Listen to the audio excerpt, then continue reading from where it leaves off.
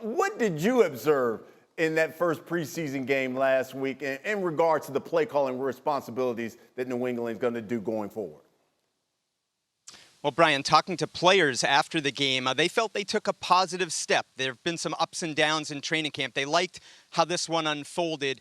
You know how they split it up. Matt Patricia started with the play calling duties when Brian Hoyer, the veteran quarterback, was in the game. And then Joe Judge, the quarterback's coach, took over when rookie Bailey Zappi entered the game.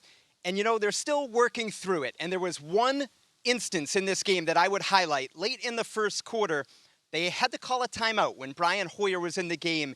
And as Brian walked to the sideline, I thought to myself, this is the snapshot. This is it. This is what we're talking about. He walks over to Matt Patricia, who had the play sheet in his hand.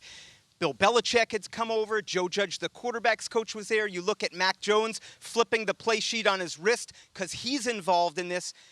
This is so fascinating. There's no situation like it in the NFL. And to me, that moment right there, Brian, it captured it. Let's bring in the guys. And Tim, I'll start with you. As our quarterback, is the lack of play calling stability, is that a concern, you think, for young Mac Jones? Come on, Tim, stay with the energy, Tim. Don't go calm on me. Talking about it's fine. Stay with It's absolutely an issue in my mind when I look at this. I mean, look, the reality of the situation is I think it's important for there to be some continuity in terms of seeing the game the same way between play caller and quarterback. Basically, every experience that I have been around where it's been successful is because the quarterback is seeing the same way as the game the same way as the play caller. And I think for a second-year quarterback to have, you know, a choice between two play callers that have never been play callers in the National Football League, going from somebody who's been a great caller and play caller and Josh McDaniels, I think that's a problem. And so we've said this throughout the offseason. We're giving the benefit of the doubt to the Patriots on this because of Bill Belichick's track record. But there is not another team in the NFL that would be approaching it this same way. What do you think, Swagoo? I'm nervous about it because, one, to Tim's point, like, and he speaks to it better than anybody, and Dan, and listening to these guys, it's almost like, you know, your point guard. Like, there's a comfort level of walking to the sideline or that guy that's in your ear, based on what I've heard these guys talk about, where you kind of know what language is already going to be spoken before you actually get on the phone. And the other part is we continue to give benefit of the doubt, like Tim said, for Bill Belichick. And I know that it's conventional to say Bill Belichick has had a lot of success, but he also had the greatest quarterback in the history of the NFL. And not beyond Tom Brady, these teams were phenomenal teams. Richard Seymour just went to the Hall of Fame. They've had Vince Wilfork. They've had Rodney Harrison. Like, the New England Patriots that we know, we always talk about offensive prowess because of Tom Brady. They were surrounded. Tom Brady was also surrounded by a great team. I think it's great players on this team. I'm not sure if there is no continuity offensively that other parts of this team can carry the Patriots with what the AFC looks like right now.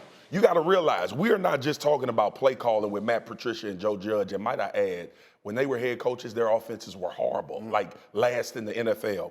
But we're also thinking about the teams in the AFC that don't have offensive problems.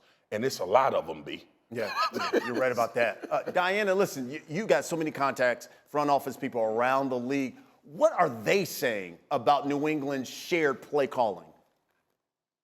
We all just watched a play caller tryout. We literally just watched an audition. Let's just call it what it is. This wasn't like, oh, just feel us out. No, Bill put Matt Patricia on the spot in the first half. Then he put Joe Judge on the spot in the second half. And he's taking a look at it all, listening to it all, watching the football on the field, and he's going to make a decision just based on that. In terms of how it's being viewed, of course there's tremendous respect for Bill Belichick, but most people I talk to believe that Belichick is going to obviously have the overall final call on it, and he's got to have a say. Like we see him have a gigantic say on defense. He's going to be part of this. This isn't like Bill handing the keys off and saying, all right, this is all you. He just needs to figure out who's the best guy calling the plays. Mike Reiss will give you the final word on here. We know Bill's generally called the defense. Could it be that ultimately Bill Belichick is the guy who calls the offensive plays as well and uses whether it's Joe Judge or Matt Patricia as a middleman. Mike, say something to make us feel better, man. Brian, listen, it's always a possibility, and I would just say this. He likes to manage the game on game day from what we've seen, so that would be a departure from what he's preferred to do in the past. Thank you for watching ESPN on YouTube. For live streaming sports and premium content, subscribe to ESPN+.